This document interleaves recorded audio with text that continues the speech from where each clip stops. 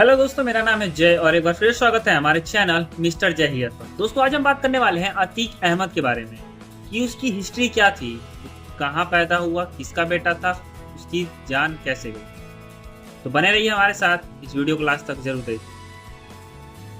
23 अप्रैल साल 2023 की वो काली रात जिसे पूरे भारत को हिला कर रखी। कैमरों की फ्लैश लाइट चमक रही थी और मीडिया की सवाल गूंज रहे, लेकिन किसी को अंदाजा नहीं था अगले ही पल टीवी स्क्रीन पर मौत का तांडव मचने वाला था। गोलियों की तड़तड़ाहट और धुएं के बीच एक संग्राम का अंत हो गया। आखिर कैसे बना एक टांगे वाला का बेटा जुर्म के दुनिया का बेताज बादशाह? क्यों उसे पुलिस के कड़े पहरे के बीच में ही सरेआम गोलियों से छन्नी कर दिया? क्या यह सिर्फ गैंगवार था या सोची समझी साजिश?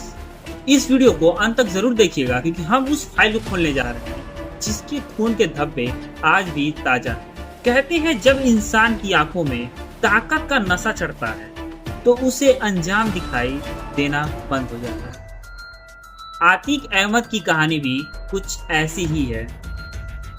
ये कहानी की शुरुआत होती है उत्तर प्रदेश के इलाहाबाद से, जिसे प्रयागराज कहा जाता है।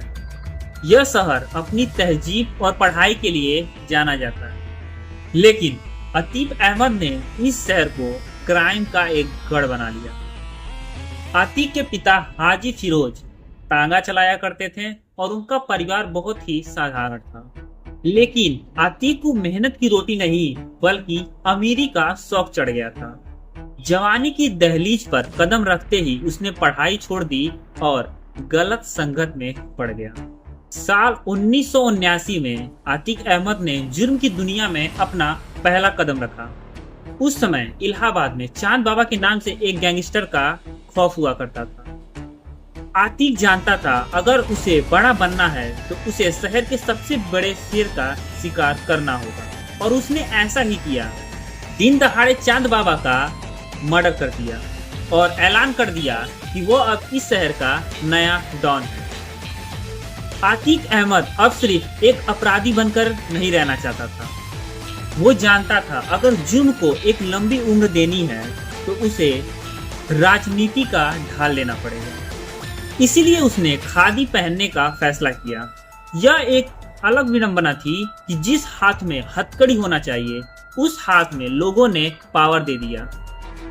विधायक बनते ही अतीक अहमद का हौसला 7वें मंजिल पर था।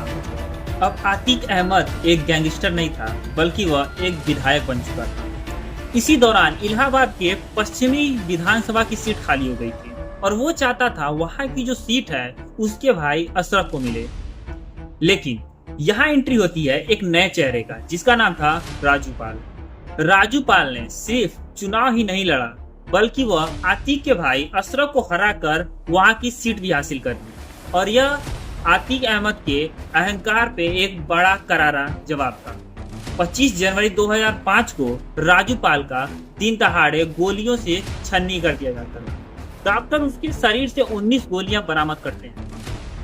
इस केस का मुख्य गवाह था राजू पाल का दोस्त उमेश पाल, और उसे भी अतीक अहमद ने किडनैप कर लिया, काफी टॉर्चर भी किया, लेकिन उमेश पाल ने अतीक के खिलाफ डटा रहा। साल 2017 में उत्तर प्रदेश में सत्ता का परिवर्तन हुआ और योगी आदित्यनाथ की सरकार बनी।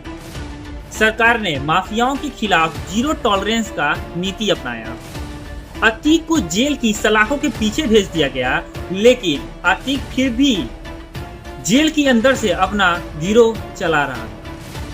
कहानी में ट्विस्ट तब आया जब दिनांक थी 24 फरवरी 2023।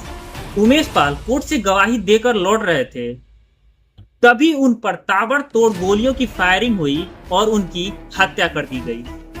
यह मंजर सीसीटीवी में कैद हो गया और पूरी दुनिया ने देखा किस तरह बेखौफ हमलावरों ने वारदात को अंजाम दिया। इस घटना ने सरकार को और पुलिस प्रशासन को हिलाकर रख दिया। जांच में पता चला कि इस हत्या की साजिश साबरमती जेल में बैठे अतीक अहमद और बरेली में बैठे अशरफ अतीक अहमद के भाई अशरफ ने रची थी। इस हमले का नेतृत्व अतीक का बेटा अरशद कर रहा था। मुख्यमंत्री योगी आदित्यनाथ ने विधानसभा में कसम खाई कि ऐसे माफियाओं को मिट्टी में मिला देंगे और अतीक के गुंडों का इनकाउंटर करना शुरू कर दिया गया। अतीक की पत्नी घर छोड़कर फरार हो गई और उसका बेटा भी छिपता फिरने लगा। 23 अप्रैल 2023 को झांसी में यूपी पुलिस और एसटीएफ के साथ मुठभेड़ में उसका बेटा और उसके 2 गुंडे मारे गए। अतीक अहमद ने जब अपने बेटे की मौत की खबर सुनी तो वह उस समय कोर्ट में ही मौजूद था और वो कोर्ट में ही रोने लगा।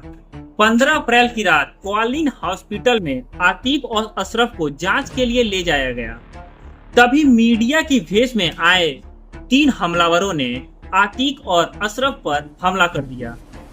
हमलावरों ने अतीक की माथे पर बंदूक सटाई और फायरिंग कर दी। उसके बाद उसके भाई पर ताबड़तोड़ गोलियों की बारिश कर दी।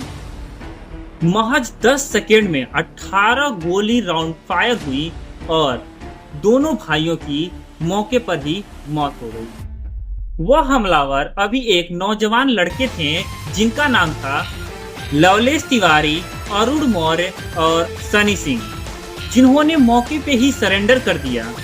पूछताछ में उन लड़कों ने बताया कि वह भी एक बड़ा बनने के लिए और बड़ा नाम कमाने के लिए अतीक और अशरफ को मार देना चाहते थे। सो दोस्तों, आज की कहानी यही खत्म होती है। आप बताइए आपको इस कहानी के बारे में क्या पता था। आपको भी अगर मेरी ये स्टोरी बहुत ही इंटरेस्टिंग लगी हो तो नेक्स्ट पार्ट के लिए प्लीज कमेंट करें, लाइक करें, शेयर करें एंड सब्सक्राइब करें। अभी के लिए जय हिंद।